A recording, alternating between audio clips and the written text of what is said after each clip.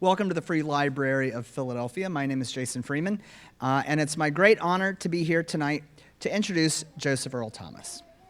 Joseph Earl Thomas is a doctoral candidate in English at the University of Pennsylvania, the director of programs at Blue Stoop in Philadelphia, and an associate faculty member at the Brooklyn Institute for Social Research. His writing has appeared or is forthcoming in N+1, the Kenyon Review, and Gulf Coast, among other literary journals. And he has received writing fellowships from the Fulbright program, Bread Loaf, and Tin House. He joins us tonight with his new book, Sink, a Memoir. Referred to by Carmen Maria Machado as all blood and nerve and near unbearable beauty, this work is a coming-of-age tale that chronicles the author's escape from an upbringing of deprivation and abuse to a geek culture in which he could build a family and community on his own terms. An excerpt of this work won the 2020 Chautauqua Janus Prize. See me afterwards if I pronounce that wrong.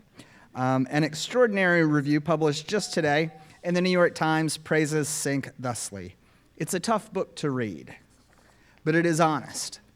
Thomas has constructed a sort of alchemy on the page, but one born of experience, from skill, and from a trust about what will end up on the other side. A meticulous, careful construction. It claims also that Thomas deserves a deep bow. I'll leave it up to him if he wants to actually bow to you tonight.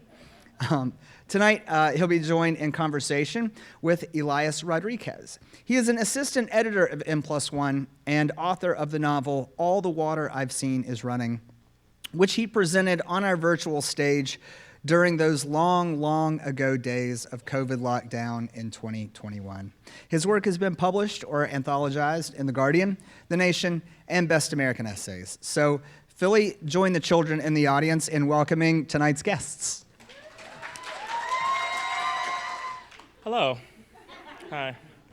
The gang of Thomas children in the middle.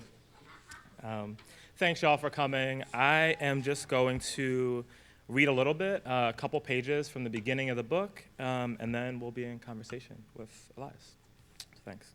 So this needs no real preamble. It's from the start of it. Of all the protagonists in this story, both real and imagined, just Joey, the boy, owned an easy-bake oven. Owned it the way his grandfather, Pop-Pop, owned sound. Like the sound of Joey's name sliding out of smoked black lips. Joey, he always said, Joey, come here. Joey was timid, to put it nicely. And the oven was purchased with the help of Capital One for his little sister, Mika, anyway. Joey had convinced Mika that she wanted one, and therefore, at 7, he received a gift that, through Pop-Pop's eyes, sat scandalous in the lap of his little black man in training.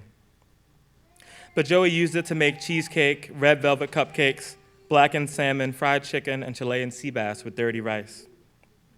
The oven itself was tiny and pink, sitting on a fold-out dinner tray, flimsy and flower pattern purchased from the Dollar General just 3 blocks away. And beneath the oven, Joey kept a black notebook. No one ever checked under there. Knowing he would make mistakes, he wrote only in pencil, yet always struggled to come back and revise. And he drew. He drew stories of lonely sea monsters, moving pictures with tiny speech bubbles sprouting from their mouths like in comic books. Some of them had rotten teeth and smelled bad. They were very long, green, like giant snakes, and constantly angry. One such creature had a hood like a cobra because Joey had watched Steve Irwin play with one on The Crocodile Hunter and thought it would make a good pet. Watching the emotive white man in khaki from Australia made Joey wonder about different kinds of danger, about how some forms of fear were cool and quick and entertaining, and others were not. He imagined himself far away, like his sea creatures. Joey's sea creatures would say things like, "Grr, I'm gonna eat you," to humans rocking through waves on wooden boats. Then, without warning, the creatures would smash the poor humans' vessels to pieces. On the page, wood splintered and brown oil pastel shards through a deep blue sea of unknowing. The soldiers aboard all drowned or woke up sopping wet on tiny islands with just a single palm tree. Joey had questions about why, if only granted one tree, it should always be a species without fruit, but this was ultimately fine as artistically it felt good. Stranded, the survivors would ask a scuttling crab, why? Why did this happen? Scuttle was, of course, among Joey's favorite words. A survivor might, post-scuttling around, stand there in a yellow raincoat, weeping under acidic droplets falling from an ever-darkening sky, shaded by Joey's godlike thumbs and the side of a sharp pencil. Starving, the survivor would watch sea creatures gorge themselves on the ocean's bounty, a contradiction to the brackish water Joey had seen in the Schuylkill if ever there was one. A sea monster would drag an orca from the water, sometimes a baby, and slam its body brain first on the rocky shore over and over again. The blood was gratuitous, thick and red marker to glisten wet, making the page feel so soggy and smell so good till it dried up and warped in brittle position. Upon seeing the bloody orca smashed into the rocks, a survivor might ask the sea creature why he did it. Why slam them around like that? Were they not dead enough? In the front of this same book, Joey wrote names in dark red lines, tracing over them several times each, first, middle, and last, no initials. He'd work himself into a fury, talking to these names in his own head, overly simple dialogue, strange and unnecessary questions with no real answers, like those forced upon a child in real life. Let's say, why you hold your wrist like that? Joey wanted these names, these people, to die. Or he thought, if people are going to die inevitably, young or old, or in pain or otherwise, these people should jump the line. Adults would find this cruel, but not as cruel as Joey found them. And he could never do the killing himself because, well, he was a coward, which never curtailed his devotion to such death in theory. He did not consider himself a supervillain. He would toe a careful line, somewhere between the kind of man that his mother, Keisha, might be afraid of and the kind that could protect her, if he ever, past 7, might be something more than both at the same time. So Joey scribbled the repeat offenders in blood. All the kids from Stern Elementary School were in there. He wrote his grandfather, Pop-Pop's name, real small because he knew it would come up again and again. It took up so much space, so suffocating, despite the fact that Pop-Pop was also the only one who provided what little breathing room there was. It was Robert Earl Sharp, several times smaller than 9-point font. To get the text so small, Joey had to sharpen the pencil against him, always. Up against the basement wall, hardly within his reach, Joey grinded the wood to precision. He had to stretch and scratch and shear his knuckles on the concrete just to use the sharpener. Each turn of the handle tore away some flesh, and so the white keratin under Joey's skin hung open from cuts and gave the appearance that he fought back for once. Thanks.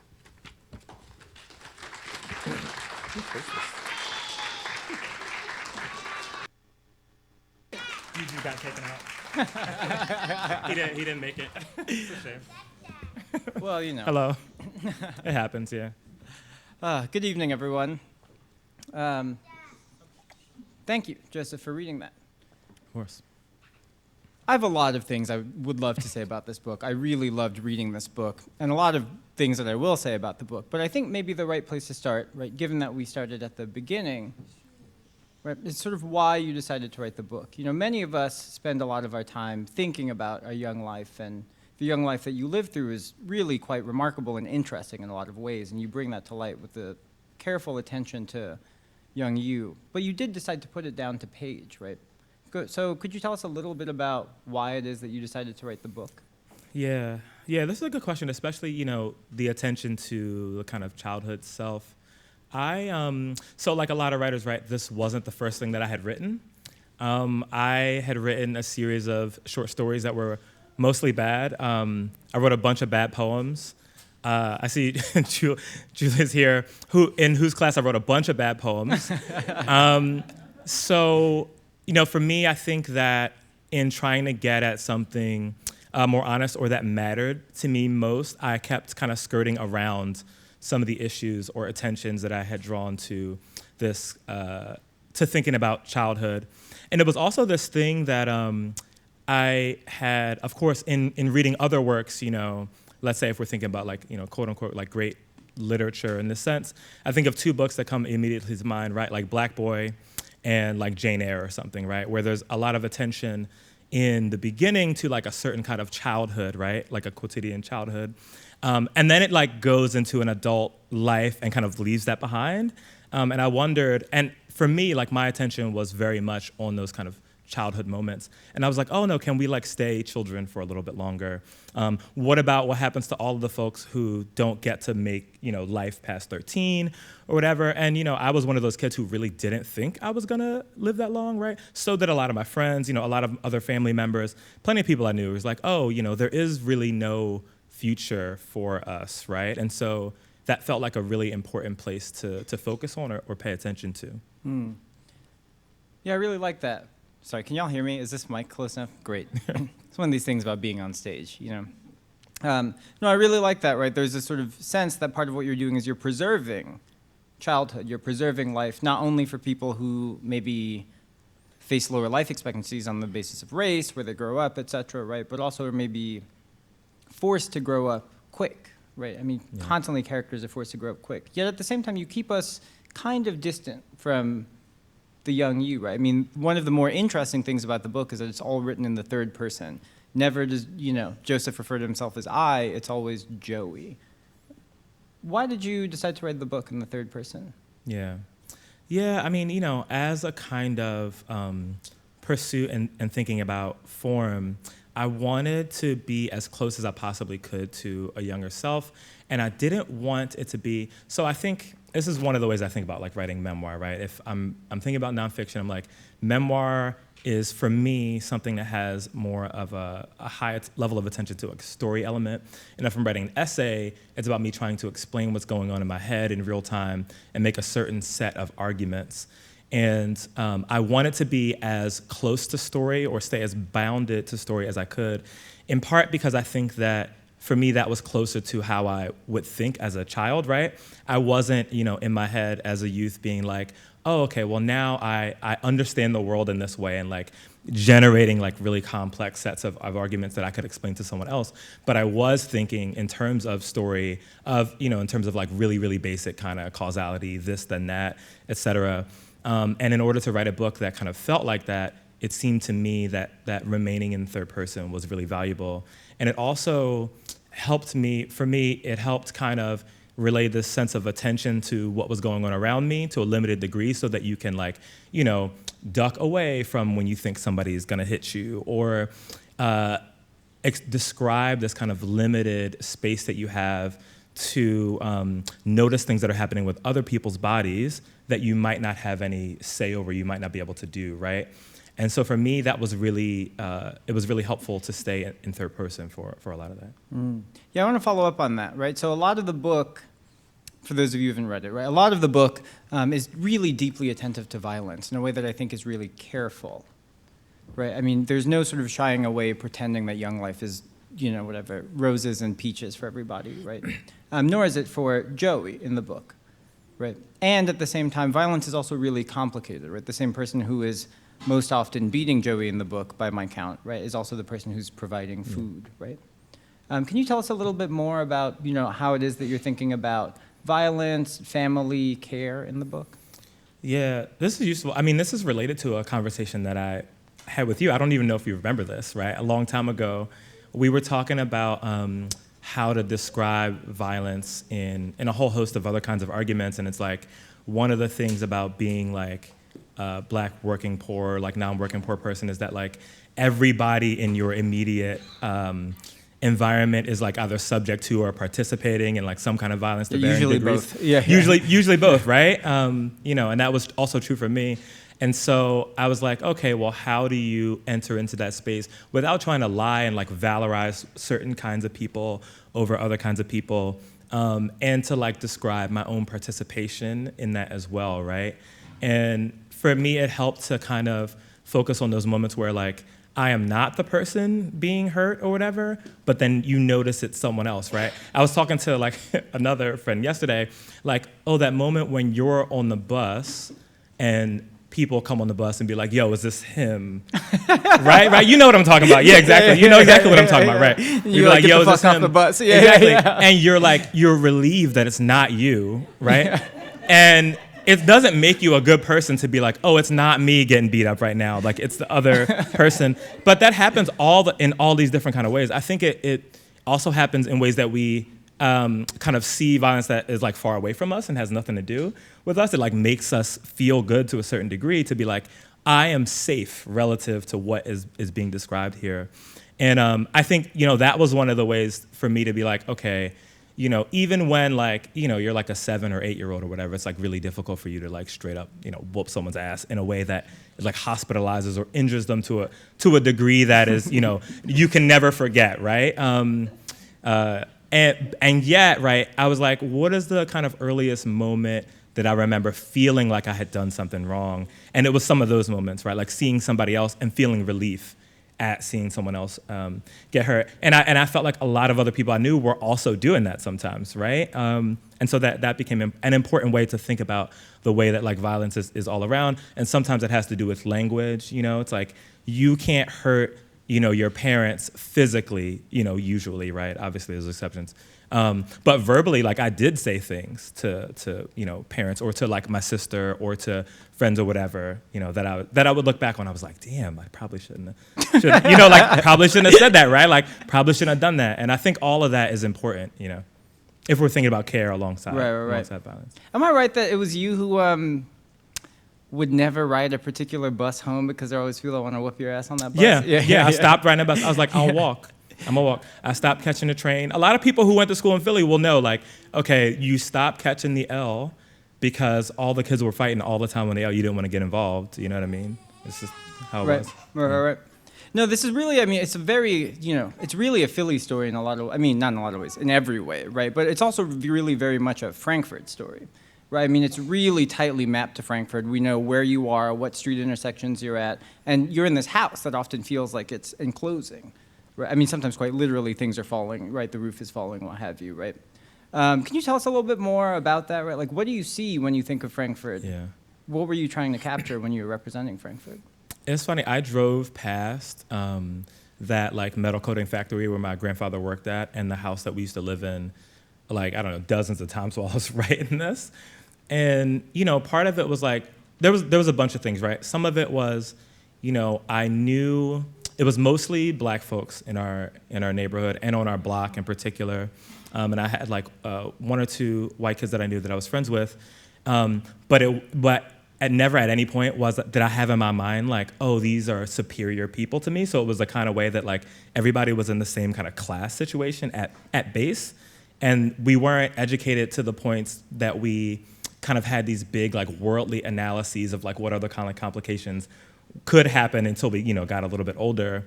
And so that was super important to me. It was also important to think about like privacy was a big thing for me because the room that I had grown up in, there was like no door. It wasn't really like, it's like a bedroom, like you walk in the apartment and then you keep moving and then you go to like the kids' room and then there's like a kitchen, but there wasn't a door separating those.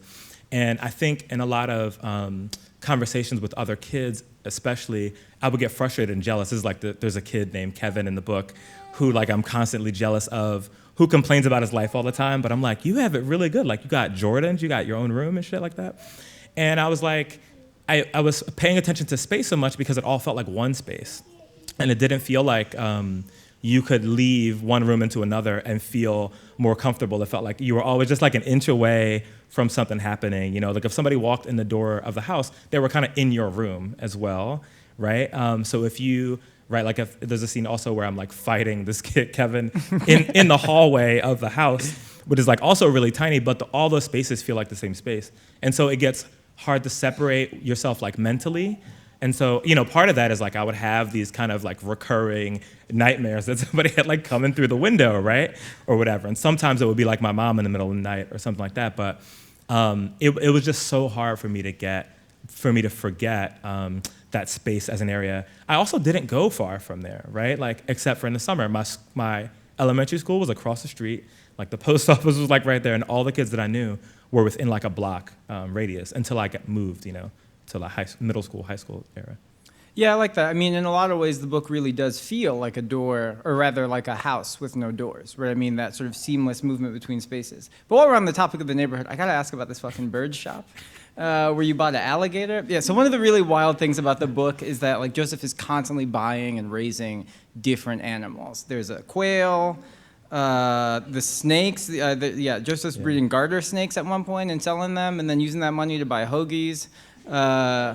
He buys an alligator at this, bird shop. There's a quail that dies in the basement. Probably a bunch of other stuff I forgot at this point. And I will, I mean, just as an aside, I feel like there are like a couple things I know about like Philly dudes for sure. As someone who lived here for like 10 years, it's like everybody can do a wheelie. Everybody's That's like true. really good at climbing stuff. And people have like weird relationships with animals. I've been sold, or people have tried to sell me a number of iguanas on Germantown Ave. What's going on with Philadelphians and like animals? I don't know. I feel like I want to ask a bunch of people here about that because they might also know. But we were just talking like, when you're getting on like 76 or like 95 and you see like the dudes selling like the iced teas or whatever, but they also have like red-eared sliders in like the reptile cage, and they have like maybe an iguana, like gerbil, whatever. It's like really weird situation. And so, yeah, that was like just kind of normal. So I never thought it was like that strange, right? And there is a way that when I was young, I like displaced a lot of, emotion onto animals. And I was like, oh, I can like have this pet though, and that will be great, This is like a lot of people do this. It's like, oh, no one will love me. I will get some pets, like my pet will love me. Dogs provide you unconditional love. Cats hate you, but they're still like subject to your whims or whatever. Like that kind of thing. And there was a pet shop around the corner. It used to be right next to the barber shop too, right? This is like before all that stuff started closing. And there was this older Asian dude that worked there who I just was like real cool with because I would go in there all the time. It was like a block away. I'd be like, can you tell me about this animal, So I was watching like Animal Planet, and I would go around the corner and be like, what about this? Like, what about this, creature?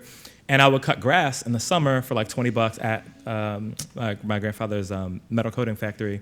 And I would just get whatever pet I wanted. And sometimes people would be like, this is weird. But they wouldn't, they weren't like, get this thing away from me or something like that, usually. So yeah, there was like a succession of them. And that was partly hobby. And it was also really fucked up for a lot of reasons. Like they were dying. I was not mature enough to take care of any of these animals, right? Like no one was helping me take care of them for the most part. They was like, that's, all you.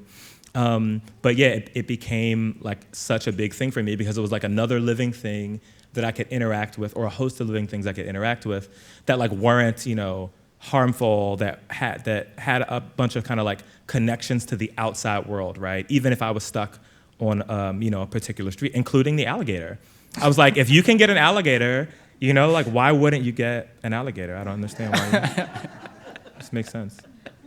Yeah, but it's complicated, right? I mean, you love these animals. I mean, we read, Joey loving the animals, caring for the animals, cuddling the animals. This comes up quite a bit, right? Like how cuddly is X, Y, or Z animal? For some reason, the alligator ranks on that list. It's pretty high. Yeah, pretty high. I guess. But you're also not able to take care of them, right? I mean, you're able to sort of role play as the parent figure that you're not getting but is ideal. Right, but you're actually not actually able to take care of them. They all sort of have different, not great ends, right? Yeah, essentially. I mean, it's funny because I had written a story about this kind of animal proxy care thing like a while ago before the memoir came out. And it was one of those moments where I was like, oh, this is what I actually care about, right? Like it's another one of those moments where I'm displacing what I think is true or important about this thing to someone else. But I also am like, yeah, I wasn't deliberately brutal to the animals. Like I was doing what I thought was my best, Not everybody agreed with that. I mean, I'm certain the animals didn't agree with that, right? But it was also a way for me in the book. I was trying to get at like, of course, like I think a lot of people believe that they're doing their best or the thing that they believe is right, Like this is like a kind of stereotype of like, angry dad tropes, right? Where it's like your dad is like gonna whoop your ass because they want you to be tougher and they wanna like prepare you for the world or whatever. Like that person actually thinks they're doing the best thing, not the worst thing, right? Of course. But I think that, if you're a kid, you don't recognize that at all, right? You're like, no, I'm afraid of this person. You develop certain kinds of like complexes in relation to that.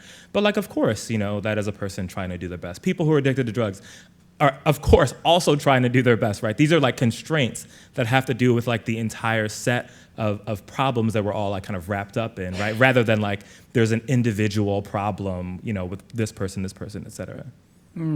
Yeah, I mean, it's interesting, right? Because I think that tension, right, between what people want to do and what people can do. Right? This is the whole book, actually, right? I mean, in a way, you could sort of see Pop, the character, but also the actual person who's who you lived with, right? I mean, you could see Pop simultaneously trying to like keep this house and keep it afloat, and also everything falling apart at sort of all times, right? I mean, this is even true in one of the other Joey outlets, right? Video games, right? I mean, one of the really kind of remarkable things about the book, right, is that it's deeply, really attentive to a particular kind of, black nerdiness that isn't always captured in books or on screen. And that also gives, Joey like a real, full, fleshed out life and mindset, right?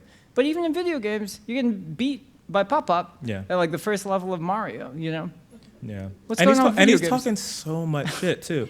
That was the wildest. Like people will remember. My sister was saying the other day, and so he also, he died last month. I mean, it's barely been a month since he died, and we were talking about, after we're all like done crying and stuff like that. We were like talking about funny moments, and people and everybody was like, yeah, he would just grind you up. So he would talk so much shit. It could be like you're playing a polite game or something, and he's just like destroying you. And like Super Mario Brothers was one of those moments, right? Like where for whatever reason he could always beat me at something like that. And I think, as I got older and started to get a lot better at these games, our like relationship became not as close in a weird way. I think it was also, for a couple of reasons, like he was getting older and sick and dying. I mean, this is a person who like, worked their ass off for like their entire life, like this is something that I think a bunch of folks in my family had in common. It's like your relationship with prison is more powerful than your relationship with like,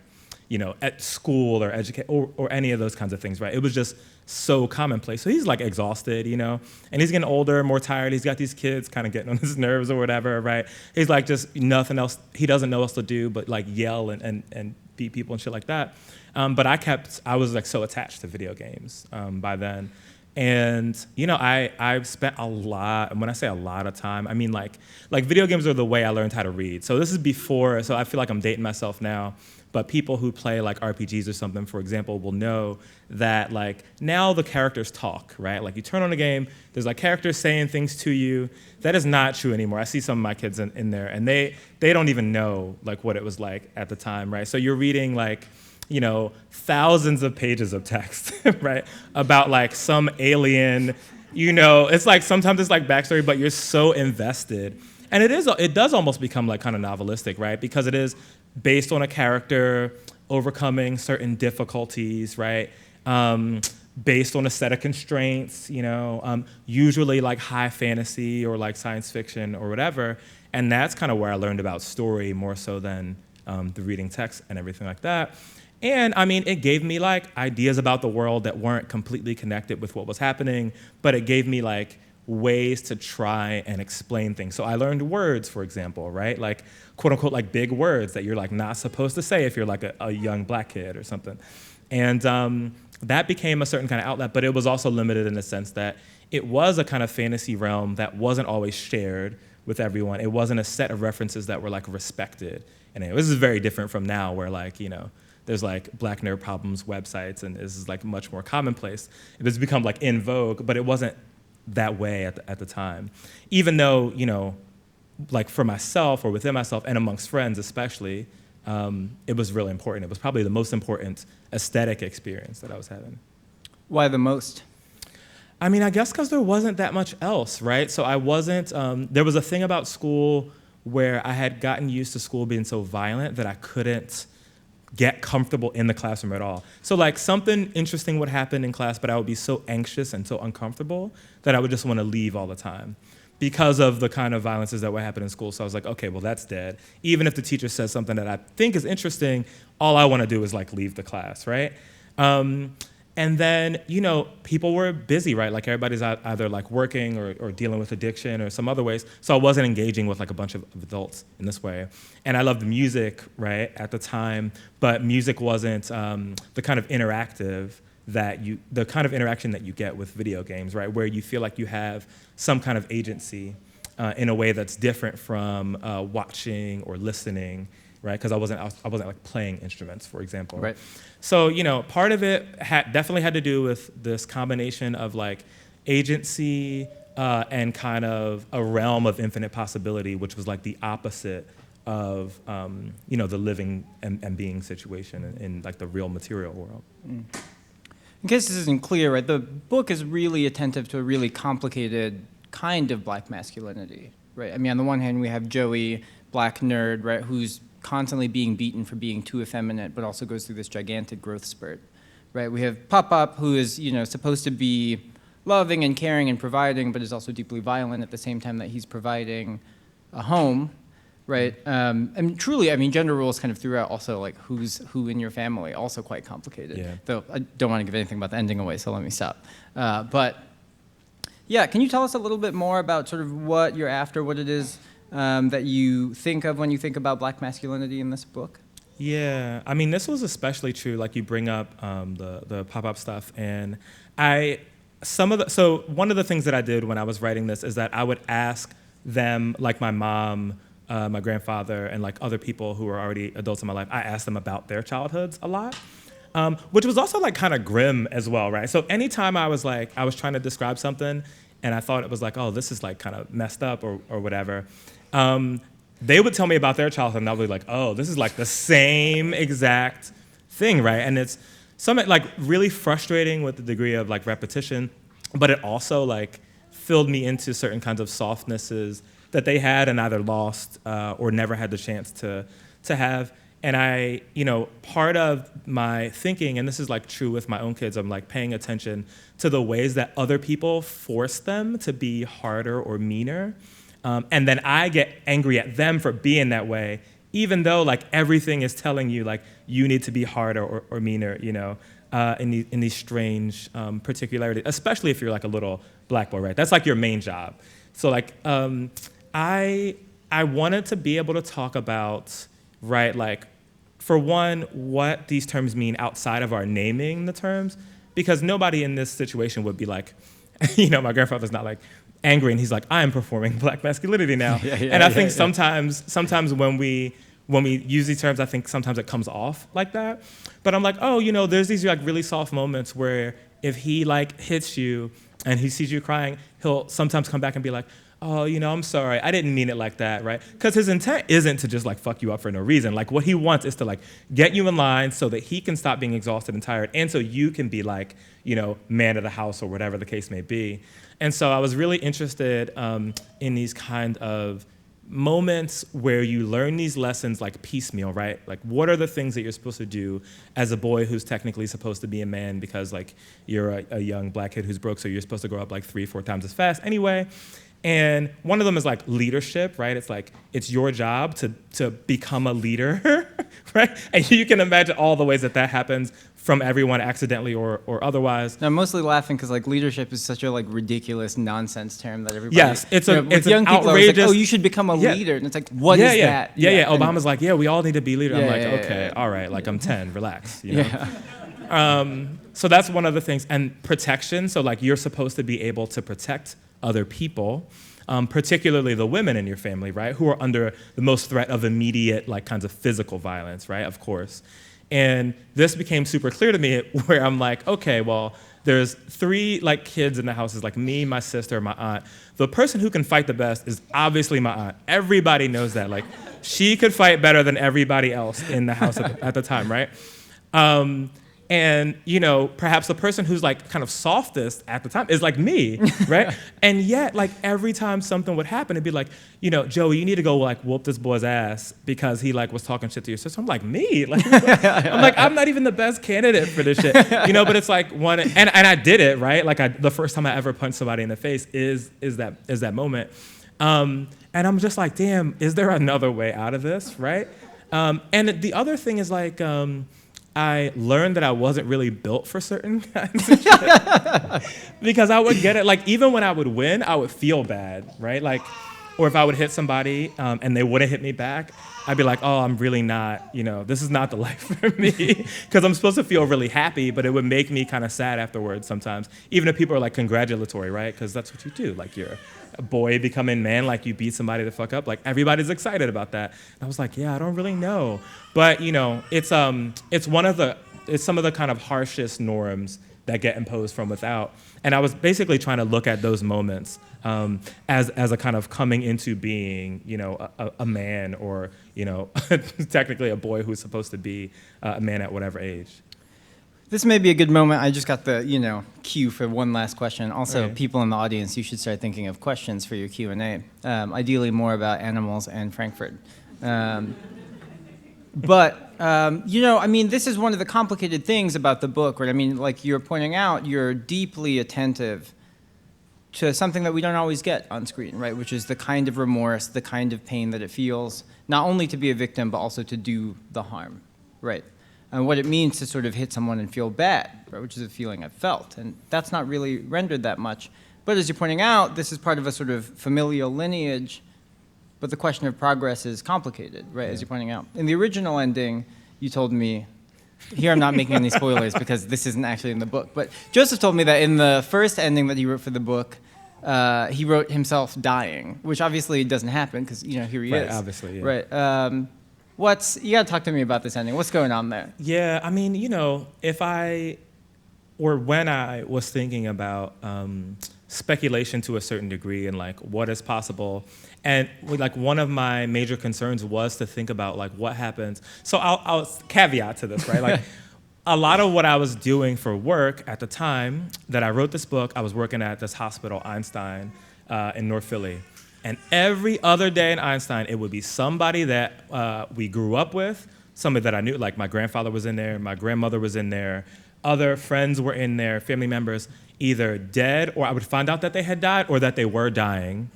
And a lot of times they would still have been kids at the time. I would find out from like their parent or grandparent or what have you. And I'm like, damn, how do I try and be honest and tell this story where like, yes, the thought is constantly in your head that you're not going to live past a certain point.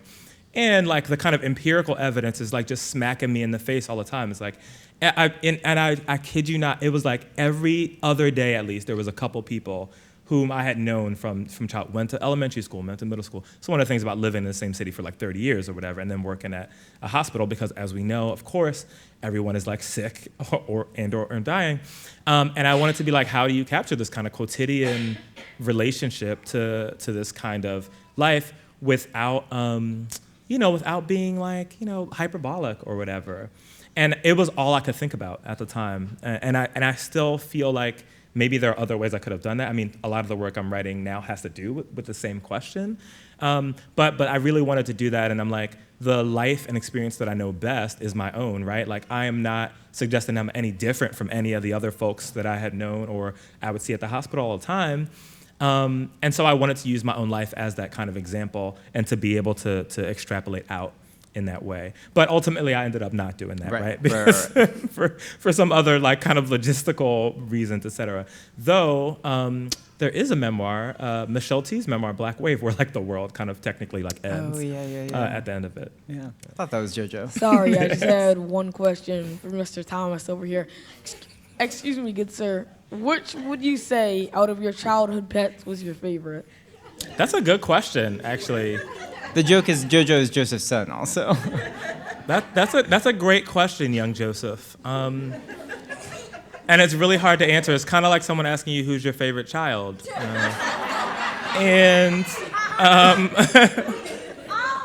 They all have opinions about that. I think the snakes. I really love snake. And it's a weird thing. It's like, I think I'll say Spike the snake because I develop this thing that I see happening in a lot of you all, where like you're really excited about a certain kind of relationship to nature when you're really small, and you develop a fear for it over time. And when I had these snakes, I was not afraid at all of any of these animals. I was like, oh, this is great. But then I started to get older, and I was like, oh, why am I recoiling from certain kind of animals or like, and it's like maybe like that fear just came out of, my ability to like distance myself from certain aspects of nature. But I wish I could have that back, and so I would say the snakes. Thank you. I really enjoyed reading this. And I guess I have a question. There is a relentless nature to this book, right? It does not let up. It is an anti-progress narrative, right? This kid, just thing after thing after thing happens to this kid. They're all terrible. Why? Why did you choose to put together a memoir that doesn't kind of let up in that way? Yeah, I mean, it felt to me that, so one of the things that, and you probably kind of know this, is that I read as a form of procrastination. So I will read, I feel obligated to read every single thing that has ever happened if I'm gonna like make a comment on it or something like that. And I felt like there was a lot of writing about a certain kind of progress, right? It was like, one version of this book is like, hey, look at how I'm a victim and how all these bad things happen, but now I'm in like Ivy League graduate school or whatever, which I would have hated so much. I would have despised that book so much for a lot of reasons about like, putting yourself above like the reader and everyone else in the text too. But I also wanted to, so one of my rules for the book was like, I wouldn't write about things that weren't repetitive. So like repetition was super important. So I typically didn't include things that didn't happen at least a couple times, or that like weren't easily verifiable with like my primary interlocutor of these conversations, which is my sister, right? And so it felt to me like a certain kind of dishonesty if I were to say like, oh, hey, and then, at like 9 or 10, this magical thing happened. Because sometimes it's not a particular thing or moment. And I, there are some kind of tropes of coming of age narratives that I wanted to stay away from or kind of avoid so that it would feel kind of closer to people who, I love and who I care for in these moments and who definitely feel like in their own lives, based on conversation, like bad thing after bad thing after bad thing keeps happening, and it's not necessarily true that the quote unquote like good thing happens. There's a trauma therapy thing here as well, right? I mean, I think often about that conversation we had when we were like both, in trauma therapy, and we're just like, yeah, shit doesn't really get better, right? It just gets different. Right? I mean, there's no going back, right? I mean, that's part of what's happening here, right? Yeah. There is a way of like, sometimes you can't necessarily recover the thing or fix or correct that particular moment. And then even in, one's situation now, it's not as if things have become infinitely easy, right? Like a lot of the concerns that I have as a child here, I have for my family members right now, even though like I am physically in a different position. So those concerns just never really go away, I think. So many. On the right. Joseph, congratulations on your book. So excited Thank about you. it. What does your writing life look like? You talked about how procrastination for you is reading, but what does your writing life look like? Yeah, I on a day-to-day basis, I wish it was better than it really is, honestly. Elias will tell you, we're in a writing group in which I just forced this person to be like, stay with this piece, and there's like a lot of like... this person is me in that back and sentence. forth. Yeah. Like back and forth, like, no, don't quit on this thing. But I, as I've gotten older, I've successively gotten up earlier and earlier, right? Like, as my kids seem to like want to get up earlier and earlier, particularly the person who decided to ask a question. And I, of course, try to get things done before I have like the kind of responsibilities or thoughts about the world going on too. I also, whenever I have to travel or go somewhere or do something for work, I tend to get writing done in that way. So I've moved to like, I listen to a lot of audiobooks. So whenever I'm cooking dinner, I'm cleaning the house or whatever, I'm like running or something like that. So I get a lot of my thinking done during those times, which for me, takes more time than the writing itself. And then I also got over this kind of pretension that I used to have about like, I'm not gonna write on my phone or whatever. Like, that was like bullshit. All the time I write on my phone. Like I'll text myself, I'll write, notes to myself all the time, and then go back and revise them a little bit later. And so with all of that stuff combined, it's like more sporadic. So I don't get a lot of like, several hours at a time writing, but I do get to, I think, to have like a kind of rich interior life if I'm paying a lot of attention to the ways that I can get something, cobbled together. One of the many things I love about the book is it's like impossible to categorize. You talked about tropes. It's tropeless.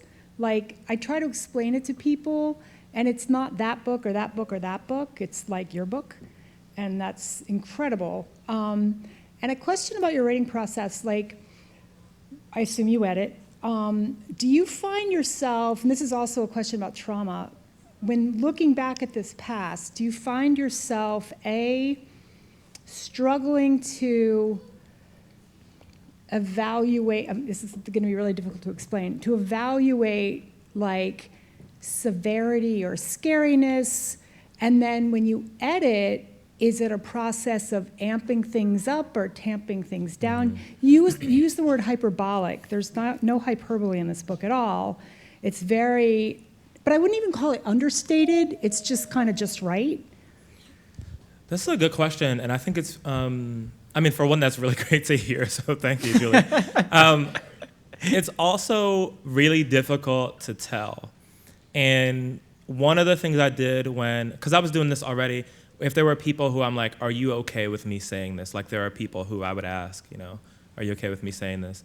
And some people will get, or like, do you remember this in this way? And sometimes they would get mad. Like my grandfather, he'd be like, yeah, that happened, whatever. Like, why you always want to talk about this shit? Like, would be his kind of like thing. And in that, in the way that they describe the thing to me, it would help me calibrate a situation as to like whether I'm being specific enough, whether I'm using the right details and how and when, or maybe, I just need to take it out altogether, right? Or maybe it's not useful. And this is like important to the concern still being pretty consistent across the board when it comes to thinking about like other people in my family. It's like I'm already still having conversations about the same things, but just for like other people. And so that gave me a really good barometer of like what kind of tone to strike as well. So if it felt real to like my mom or like my sister, for example, no matter how difficult it might have been, that gave me a better idea of like, okay, maybe I have this right now. Thank you, Clarence. So 2 things, I guess. One is more of a comment about the book. Reading it, I found myself kind of trying to figure out whether I wanted to laugh or cry half the time. And it was one of those that, it felt extremely relatable. Like almost it was like, oh, this is what's going on next door to me, like in one of those like things, but it's not something you read often or, a narrative that you hear often, portrayed. So I guess just knowing you for some time now, and knowing your complicated relationship with your family, particularly your grandfather, at any point, and like, I remember points when you I never thought you would ever speak to that man again. Like once you finally got out the house, I remember. So like, and it's interesting to see that obviously you did, and like obviously that relationship evolved in some way. But did you ever, especially with his most recent passing, did you ever reconcile with him? Yeah, that's, also a really good question. I think not as in the way that I wanted to. But I also think,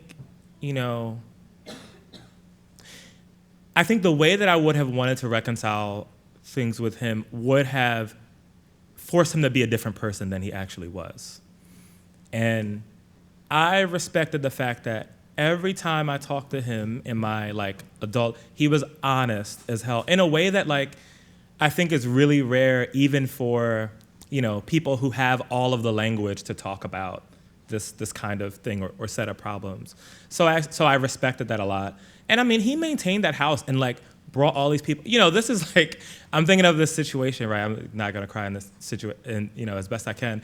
I'm thinking of like, he also was like letting a bunch of people who had nowhere to live in his house, who he mostly hated. He was like, oh my God, I can't fucking stand this person. Like, what am I gonna do? Like, let him live out on the street? This is what like every time I would talk to him, he would complain.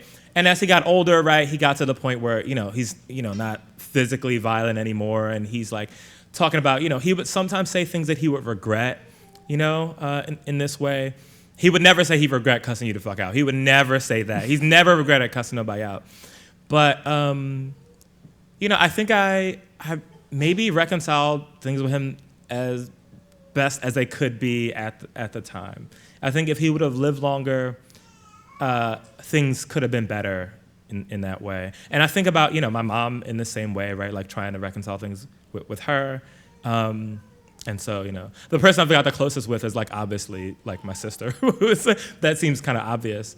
But yeah, I don't know. It would have, the only way that could have happened is if I would have turned him into the kind of like, appropriate, like liberal-ish subject who is like says and does the right things, which is like that's not really who he is. But he's also not interested in being that kind of person either. Joseph, my son. At what age did you think that how you live wasn't normal? Did you at any time think that it was normal the way you were living?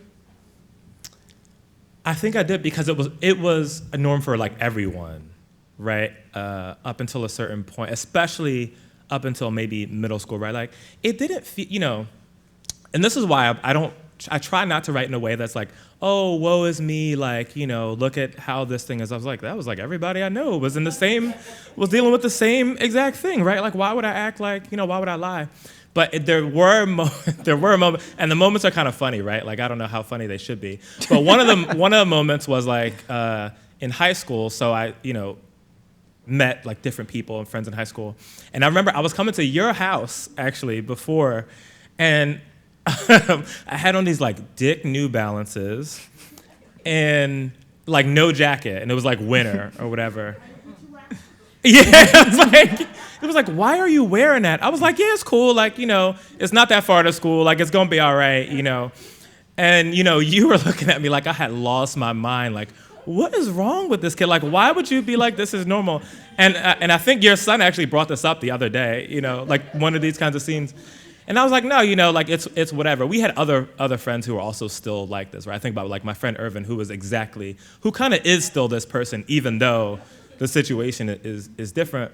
And there are those moments, and so I think maybe like early teen years, because at that point, right, I started catching a bus or riding a train and stuff. So your kind of environment opens up, and you are dealing with many different types of people. Around that time, I started being like good enough at basketball that I could like play pickup games and shit. Which, if you're like, this is like kind of known. If you're like a young black dude in Philly and you become good at basketball, it like opens up a whole other world of shit of like possibilities too that were just not viable before, And so that stuff started to happen, and I met all different kinds of people, and so it was like bit by bit, there was like little moments happened from around that point on. Congratulations. Thank you. So during the writing process, how often did you go through your old neighborhood and find it? Were you like, did you sit still?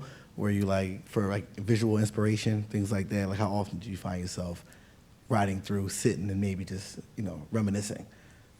I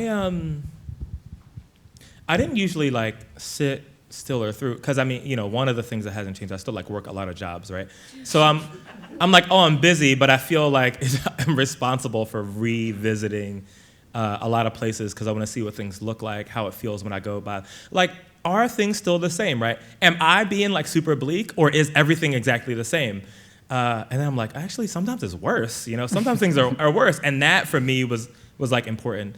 So sometimes I would stop by, and then I was working at the hospital where I would just see everybody over and over again. So I would talk to people, right? Like a lot of times folks would be like my patients. And they'd be like, oh, you remember, like Fly Guy's Barbershop used to be at like Market or Orthodox? Like, is that still there? No, right? Like, what happened there? Oh, somebody got shot there not that long ago? I was like, oh, great, this is not the thing. So it was a combination of like being able to look at and see places, but also going by there. And I also was going to like Amalgam, which is closed now, which is like horrible, is in, it's on like Frankfurt Ave, but it's in Kenyon. So I would drive by all the time on my way like there, where I would go to work sometimes or like get comic books or whatever, Magic the Gathering cards and stuff like that. So I would integrate, like going by like the old neighborhood into my route a lot.